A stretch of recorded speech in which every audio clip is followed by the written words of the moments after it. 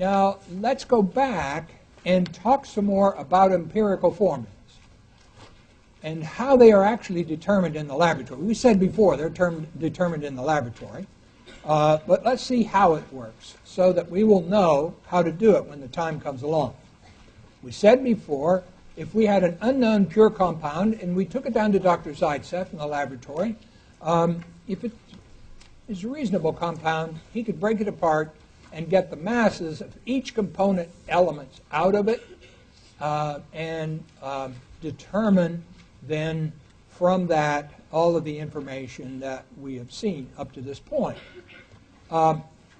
Now, if we have that information about an unknown compound, all we know is it contains carbon, hydrogen, and chlorine or something, we can go ahead and use it to determine the empirical formula, because the empirical formula, remember, is just the ratio of the number of moles in a given quantity of the material. The ratio of each one of the types of atoms, moles, to each other. So we're going to get to moles by doing a mass to mole conversion, and then we'll get to the empirical formula. So let's start with a simple thing, a compound that has only two kinds of atoms. Hydrocarbon, we noticed before, made up of carbon and hydrogen, and let's just suppose that somebody did a little work for us and we're given the information that 6.882 moles of carbon and 17.2 moles of hydrogen were present in one sample of this hydrocarbon. And we would like to have the empirical formula for the hydrocarbon. Right? So the steps go as follows. We write a preliminary formula for the compound where carbon is expressed in this many moles and hydrogen is expressed in that many moles. This is not an acceptable formula, obviously, because you can't have decimal numbers sticking in there.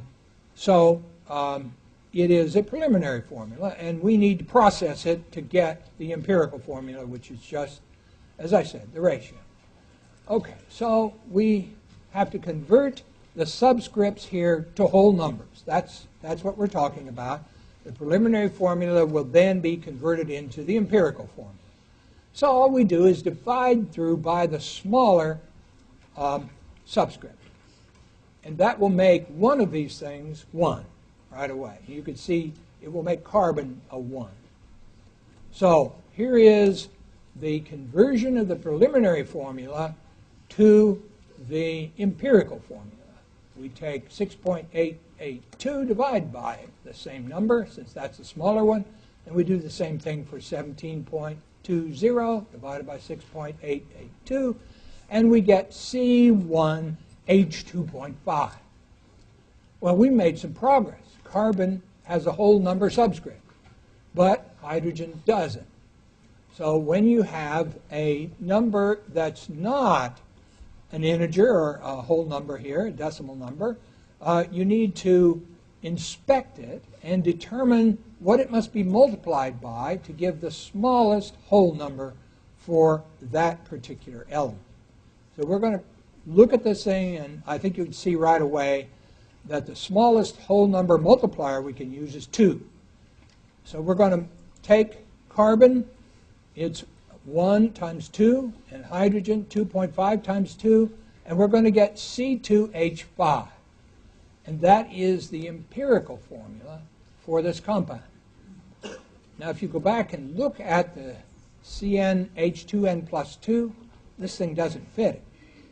Okay, so this is not the molecular formula, but it is the empirical formula, and it has the ratio in whole numbers of the moles of hydrogen to the moles of carbon. Okay, now in order to go the next step, we need more information. From the masses, we can only get the empirical formula. So we need to do a next step, and that usually is to take the mass spectrum of the compound, and from the mass spectrum, we can get the molecular mass.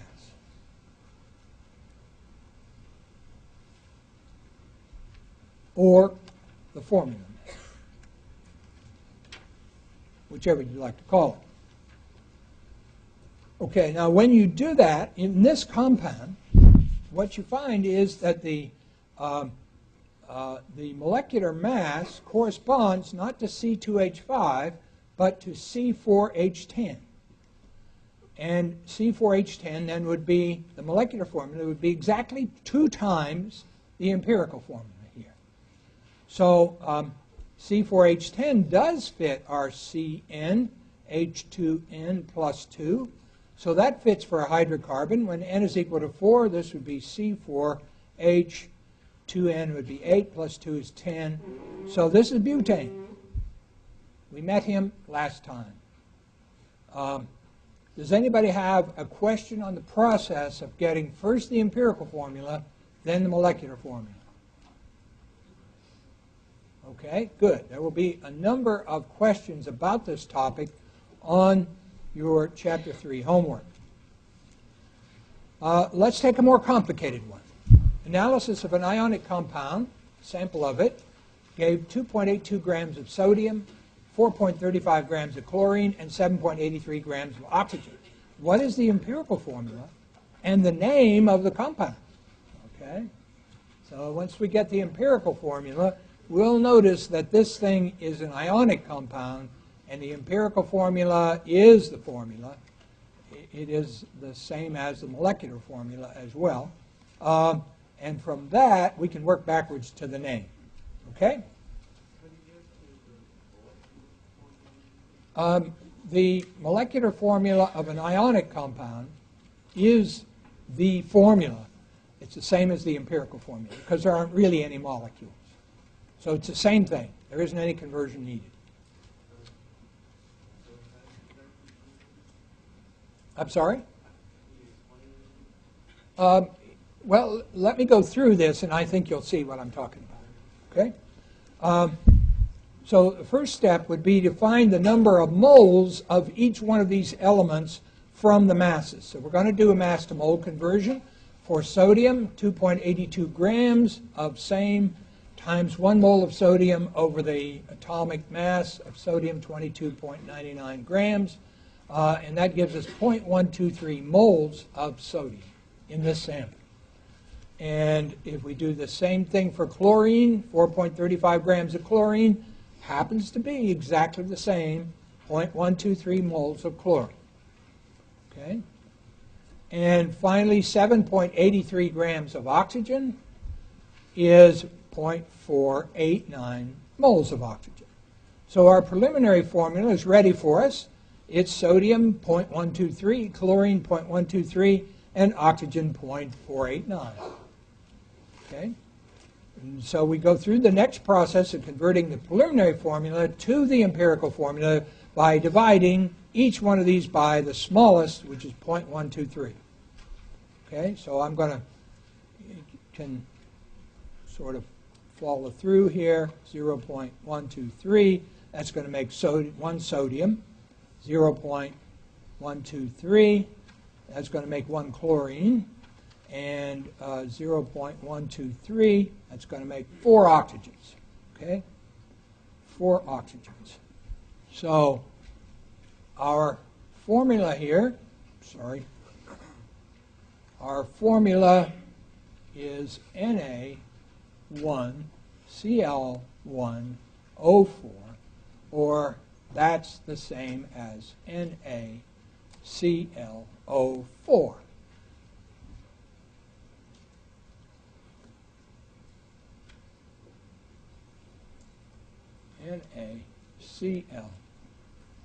NaClO4.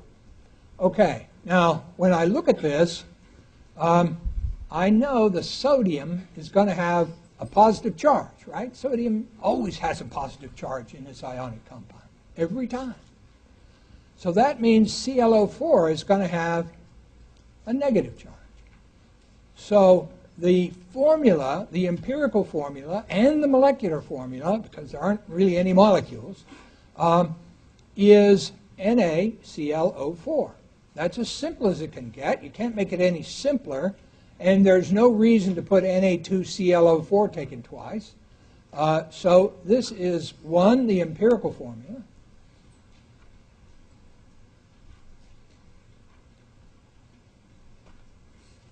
And 2, it is, quote, the molecular formula as well.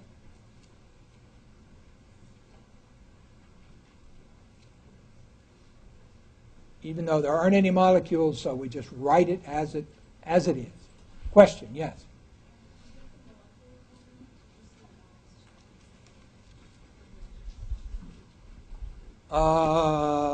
Let me be sure I heard your question right. To get the molecular formula from the empirical formula, in the case of a molecular compound, that's when we need the mass spectrum, like we did with butane. For an ionic compound, you don't have to do anything because they're always the same. I did last time. It should be in your notes from last time. But basically, it's an apparatus, and you introduce a compound into it, and the apparatus forms ions, and these ions are separated according to mass and identified according to mass. It only works for molecular compounds. That number will be given to us unless if they're different, the molar mass and the molecular formula and the empirical formula, if they're different, they're going to give us the spectrometer reading or whatever. They'll have to give you the molecular formula mass from somewhere. They may not say it's from the mass spectrum, but that's where it usually is. And of course, what you described, the only time that the empirical formula and the molecular formula will be different will be for molecular compounds, not ionic compounds. They'll never be different for ionic compounds. They're the same thing. All right, so we've answered part of this. We've got the formula for this compound, NaClO4, but we need the name. Now, I'm going to write down what I know about it. The name for sodium ion is sodium. I know that much. But you're going to have to help me with ClO4 minus. What's the name of that? Say it again. Chlorate. I hear chlorate. Everybody agree? Perchlorate. This is one of the members of the chlorine, oxygen, oxo anions, and it's one with the greatest number of oxygen. And so that is distinguished by saying, by putting in per as a prefix, chlor as the root, and ate as the suffix. So this is sodium perchlorate. Questions on the example?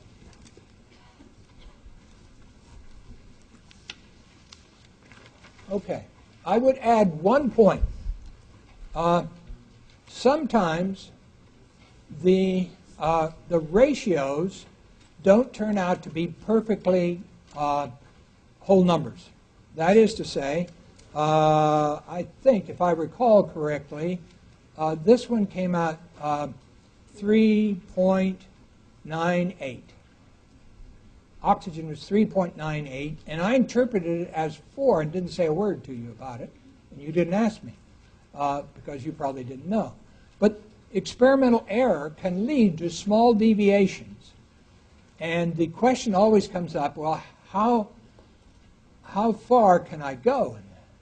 Let's suppose it was 3.67.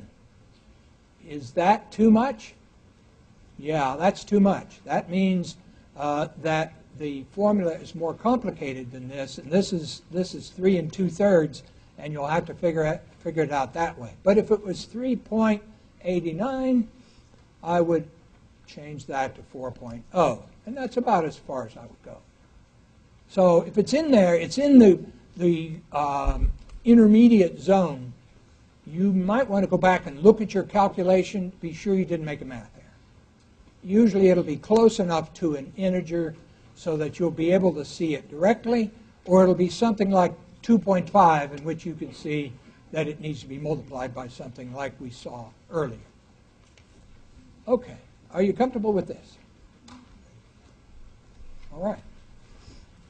Now I want to say some more about getting the molecular formula from the empirical formula, because that's always a matter of discussion. If we're dealing with molecular compounds, we can express the molecular formula as the empirical formula taken x times, where x is an integer, a positive integer, 1 or 2 or 3. If x is 1, then molecular formula is identical to the empirical formula. But if it's 2, then it's like the butane case, the C2H5. We have to take it, we have to double it in order to get the molecular formula. And that's where the mass spectrometer comes in to help us, because somehow we need to have this additional piece of information over and above the empirical formula. Now, here's where it's usually done. X is the ratio between the molar mass, which could also be written as the molecular formula mass, and the empirical formula mass, where the empirical formula mass in the C2H5 case would be 2 times carbon plus 5 times hydrogen's mass. Okay? And the molar mass would have been C4H10's mass, 4 times carbon plus 10 times hydrogen. And the ratio of the two would be 2, and so the molecular formula would be empirical formula taken twice. So usually what we do is the empirical formula mass comes from the empirical formula. That's easy. The molar mass or molecular formula mass, both the same thing, usually comes from mass spec, but not always. And you have to be given that. So your task is going to be to take the results of mass spectra or whatever else produces the molar mass and use the empirical formula mass and figure out what X is, and then use X to get the molecular formula. Let's take hydrogen peroxide. We mentioned that one before. The empirical formula for hydrogen peroxide, we said, was HO. The mass spectrum of hydrogen peroxide, if you could ever get somebody who owned a mass spectrometer to let you put hydrogen peroxide in, which isn't going to happen, but we won't go there, it shows that the molecular mass of hydrogen peroxide is 34.0 grams per mole. Okay? So now we look at the empirical formula. It's HO. Hydrogen's 1, oxygen's 16. So this is 17.0 grams per mole for the empirical formula mass. EF mass here. That's this thing right there. So in order to get X, we take the 34 from the mass spectrometer,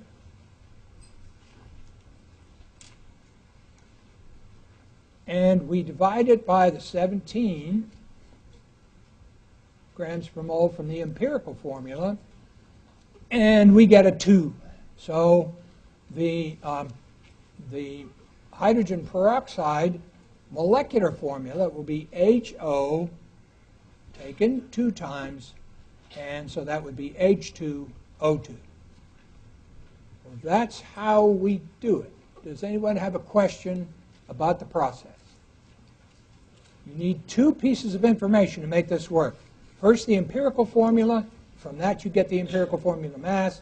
And secondly, you need the molar mass or the molecular formula mass in order to get X. Questions here? I think I have this, already there for you. Any questions? All right, so that pretty well gets us past the determination of the molecular formula from the empirical formula. So let's see if we can do it in a compound that you might be familiar with. Okay? How about lactic acid? That's a nice compound that biology majors are interested in, and biochemistry folks, and lots of different people.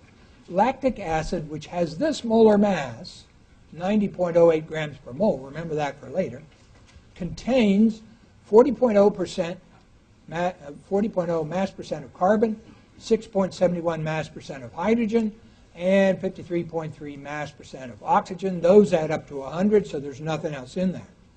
This compound contains carbon, hydrogen, and oxygen.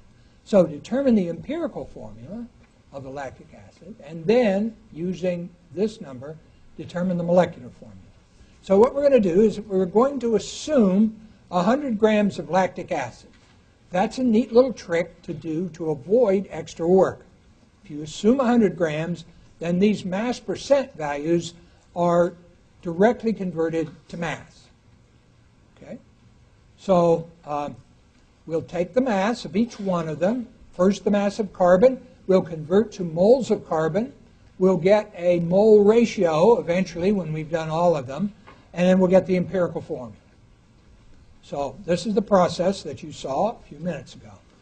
So in 100 grams of lactic acid, there's 40 grams of carbon plus 6.71 grams of hydrogen plus 53.3 grams of oxygen. And what we're going to do then is convert this to moles of carbon and this to moles of hydrogen and this to moles of oxygen.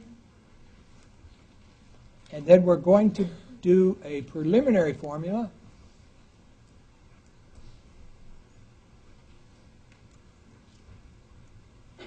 and then eventually we'll convert that to the EMPIRCAL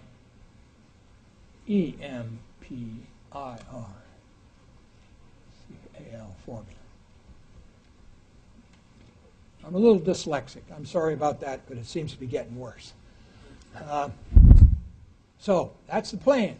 Everybody comfortable with the plan? We're doing the same thing we've done before. All right. So moles of carbon equals 40 grams of carbon times 1 mole of carbon per 12 grams. That's a mass to mole conversion. It gives 3.33 moles of carbon. Similarly, we get 6.66 moles of hydrogen. Check me on this. And 3.33 moles of oxygen.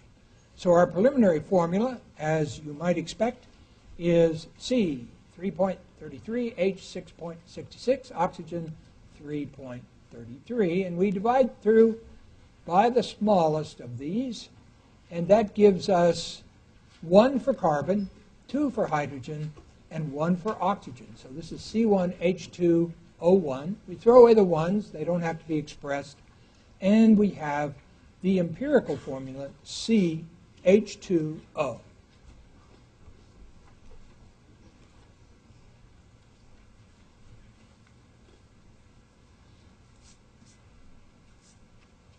Okay. So next thing we do is get the empirical formula mass. 12 plus 2 plus 16. Sorry.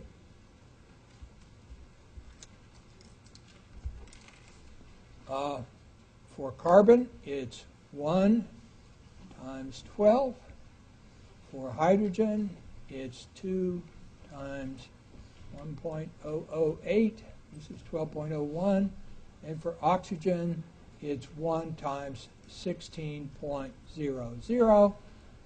So the empirical formula mass for this stuff is 30.03 grams per mole. 30.03 if I did my math right. Okay, so we've got part of what we need. Actually, we've got all of what we need if we think back about what was in the problem. So we need to look at this thing and say this is an empirical formula. It's going to be taken x times what's x? X is the ratio of the molar mass or molecular formula mass to the empirical formula mass. That's the ratio. Anybody have trouble with what's on the slide? Questions? All right, good. Excellent. So if you put lactic acid in a mass spectrometer, the peak, the main peak that you get is at about 90.0 something. I mentioned this at the beginning. This is where the information came from. The empirical formula mass from the previous slide is here. And what I'm going to do now is to calculate x. So x is a molecular formula mass divided by the empirical formula mass. It's 90.08 approximately divided by 30.03. And so x is 3. and the molecular formula would be CH2O taken 3 times is C3H6O3.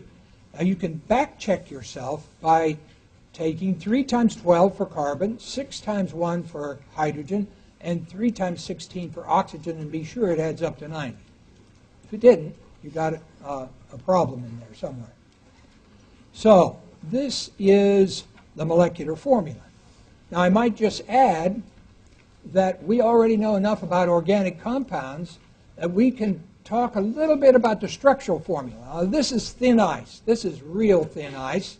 So don't you come out on the ice. Let me walk out. If I fall in, well, maybe you can save me. Okay. This thing is an organic acid, lactic acid, and it has 3 carbons. So what would the structure, what are the possibilities? First, let's draw the carbon, C, C, C. Now, it's lactic acid, so it's got to have a, what kind of group?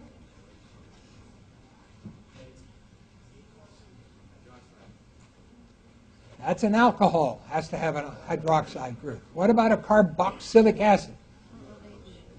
COOH, a carboxyl group. So what I'm going to do is I'm going to put this on the end carbon, since that's the only place it can be, and I've used up 2 of the oxygens and 1 of the hydrogens.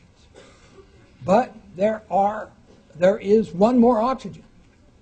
And as we look at this, there are 6 hydrogens. We've used 1, so there's 5 left. So let's put on some bonds to these carbons to give them each 4 bonds. And there's 2 possibilities. One would be that we put 3 hydrogens on the end carbon, an OH group to take care of the 3rd oxygen on the center carbon, and then another hydrogen. 1, 2, 3, 4, 5, 6 hydrogens, 1, 2, 3 oxygens, 1, 2, 3 carbons. That fits. We don't, here's where the thin ice comes. We don't know whether this OH might also be over here. It turns out it's on carbon number 2. And so this is a special kind of organic acid that has an extra alcohol functionality on it. It makes it a very reactive kind of compound. It does all sorts of really nice chemistry. If you like biochemistry, that is. I don't care for it myself, but you might. Some of you might like that. Good afternoon, ladies and gentlemen. Welcome to class. I'm glad to see you gave up your lunch hour to come join us once more. Lunch hour. Lunch hour. Well, I gave up mine too, so we're all in this together. I welcome you to class. Glad you're here. Our status is that we're almost through the part of Chapter 3 that's covered on this week's homework. I think I can cover the parts of it that we haven't done so far. We have a little bit to do on the properties of formulas. Just one example involving, as you can see there, combustion analysis. Then we're going to do balancing equations and stoichiometry of chemical reactions today. So is there anybody who doesn't hear my microphone well enough? Okay. Seeing no one there. I will begin talking about where we were last time. We were discussing the quantitative aspects of formulas. And this boiled down to a couple of things. One of them was how you determine empirical formulas and molecular formulas. We spent a fair amount of time on that. There's still a little bit more to do there that I'll mention as time goes along. And the other one has to do with how to use formulas to find out how much of one element is in some compound. And so that's where combustion analysis comes in. It involves the properties of formulas, and it focuses in particular on how we use those properties to determine formulas. For organic compounds that have carbon and hydrogen and maybe one other element, combustion analysis is the usual approach for doing this. And people who work in research that involves the preparation of new compounds, and there are now millions of organic compounds, they have to prove what the compound is. And they start doing that by doing a combustion analysis to get the empirical formula. Then they usually do something like a mass spectrum to get the molecular formula, and then from those two things they get, the molecular formula mass from the mass spec, then molecular formula mass, and the empirical formula, they get the molecular formula. The usual layout for a combustion analysis apparatus looks like this. There is a furnace, and the furnace has within it a container of some sort that can stand high temperatures. You put a weight amount of the sample of the pure compound in there. Oxygen is streamed slowly through the furnace and over the compound, and the furnace is heated up to a high temperature. In that process, eventually the carbon in the compound is combusted to give carbon dioxide. And that carbon dioxide gets absorbed by a particular compound that reacts with carbon dioxide over here in the second chamber. This is a CO2 absorber. And likewise, hydrogen forms H2O, and that will be absorbed in the first chamber with a water absorber that's there. So in essence, we weigh these two chambers before and after the combustion. We weigh the sample that we put in, and this leads to the following steps. When the reaction's all done and the compound is combusted, we then reweigh the H2O absorber and the CO2 absorber, and the difference in mass, of course, is the mass of CO2 and the mass of H2O produced from the known amount of compound. So with that, and what we know about formulas, we determine the masses of carbon and hydrogen by using the mass fraction of carbon and CO2 and hydrogen and H2O. We've done examples of this already, so it's nothing new for us. Once we've calculated the masses of carbon and hydrogen, then we see whether it adds up to 100%. If it doesn't add up to 100%, then usually there's one other element present. Often that's oxygen. And so we could get the mass of oxygen by taking the total mass of the compound and subtracting the mass of carbon and hydrogen we got in this step, and that would give the mass of oxygen or chlorine or nitrogen, as long as there's only one other element there. Okay? And from that, the masses are converted to moles, and we get an empirical formula like we've done 2 or 3 times now. Okay? So I want to do an example for you of how this process works. And the process involves several steps, and unfortunately there are many opportunities for making errors within these steps. It's very important that you know what's going on in each step and that you use units when you carry out the calculations. So we've got a compound, and all we know about the compound at this point is it has carbon and hydrogen and maybe oxygen in it. And we put it in a mass spectrometer, and we found out that its molecular formula mass is 90 grams per mole. Okay? And it contains, as I said, carbon, hydrogen, and oxygen. And a tenth of a gram placed in the combustion apparatus eventually gave 0.1953 grams of CO2 and 0.1000 grams of H2O. What is the molecular formula? So the steps, if we do this for carbon, the mass of CO2 times the carbon mass fraction in CO2 gives us the mass of carbon. Then we do a mass to mole conversion to get the moles of carbon. We get, then we do this for hydrogen and oxygen, and we get the moles of hydrogen and the moles of oxygen. And then we have the mole ratio, the preliminary formula. We convert that to the empirical formula, and then we use this 90 up here to get to the molecular formula. Now I'm going to go through this. I hope you read this before you came to class today. If you didn't read it and you find that the explanation is a bit abbreviated, that's because it's fitted to the time that we have here. So first step, mass of CO2 to mass of carbon. Mass of CO2 times the mass fraction of carbon and CO2. We had a formula for getting this last time. We'll give the mass of carbon. Likewise, hydrogen. Remember, you've got to look at the formula because there's 2 atoms of hydrogen in each molecule of water. And then finally, the mass of the compound minus the mass of the carbon and minus the mass of the hydrogen gives you the mass of oxygen. Those are the only 3 things there. So let's take the numbers and work through each one of these things. First, I'm going to start with the carbon. The mass fraction of carbon in CO2, as we saw, is given by this expression, 1 mole of carbon in the formula times 12 grams of carbon per mole gives a mass of carbon in 1 mole of the compound, and the molar mass of the compound is 44, so that would be 44 grams of CO2.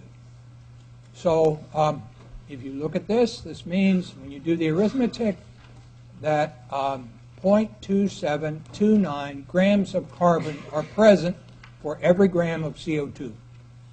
So we calculate, or we start with the number of grams of CO2, we determine this mass fraction, and this will ultimately change this over to mass of carbon, as we'll see in a minute. But before we do that, let's do the same thing for hydrogen. Now, the reason I'm writing out the hydrogen one for you is to remind you that there are 2 moles of hydrogen atoms per mole of water molecules. And so instead of like 1 mole of carbon up here, it's 2 moles of hydrogen from the formula. It's a property of the formula. And then the atomic mass of hydrogen is 1.008 grams per mole of hydrogen atoms. And the molar mass of water is 2 plus 16, or 18 grams. And that gives us 0.1119 grams of hydrogen in 1 gram of water. So we're now prepared to take the mass of carbon dioxide and the mass of water and get the mass of carbon and the mass of hydrogen. Everybody comfortable with the process so far? All right. Then to calculate the masses of carbon and hydrogen, we take the mass of CO2 from the question, given in the question, times the mass fraction that we just figured in the previous slide, 0.2729 grams of carbon per 1 gram of carbon dioxide, gives this number of grams of carbon. We do the same thing for hydrogen. 0.1000 grams of water is what the problem said we got, multiplied by the mass fraction of hydrogen in water gives 0.01119 grams of hydrogen. And we get the mass of oxygen then by difference. We start with the mass of the compound, we subtract the mass of carbon, the mass of hydrogen, and we get the mass of oxygen. And we will be well along the way here. So 0.1 grams of sample minus 0.0533 grams of carbon minus 0.01119 grams of hydrogen gives 0.03551 grams of oxygen. Now we have the masses of each one of the elements present. We're going to do a mass to mole conversion. We're going to get the empirical formula, and it's all downhill from here. Everybody comfortable with this? Okay. I have done a number of mass to mole conversions for you, so I'm not going to go through that. It is given in your textbook, but the 0.0533 grams of carbon works out to 4.44 times 10 to the minus 3 moles of carbon. Likewise, 11.1 times 10 to the minus 3 moles of hydrogen, 2.22 times 10 to the minus 3 moles of oxygen, and that gives a preliminary formula that you see here. Carbon 4.44, hydrogen 11.1, oxygen 2.22, and I've read enough to you here. So we need to take this, a preliminary formula, and convert it to the empirical formula. Does anybody remember how we do that? Divide by the smallest. Excellent, excellent. We divide by the smallest. You can see the smallest here is 2.22. So we set up this with the ratios: carbon 4.44 divided by 2.22, and 11.1 divided by 2.22, and so forth. And we end up with C 2.00, H 5.00, oxygen 1. Okay? And we'll write those down as whole numbers, and we have C2H5O, and that's the empirical formula. All right. Now, does anybody have a question about how we got to the empirical formula? Yes, go ahead.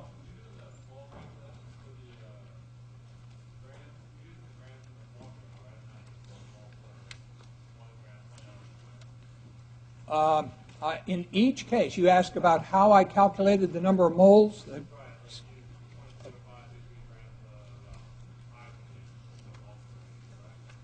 Yeah, the mass to mole conversion, remember, is carried out by multiplying by a factor that says 1 mole of whatever it is, H, for example, divided by its atomic mass, okay, 1.008.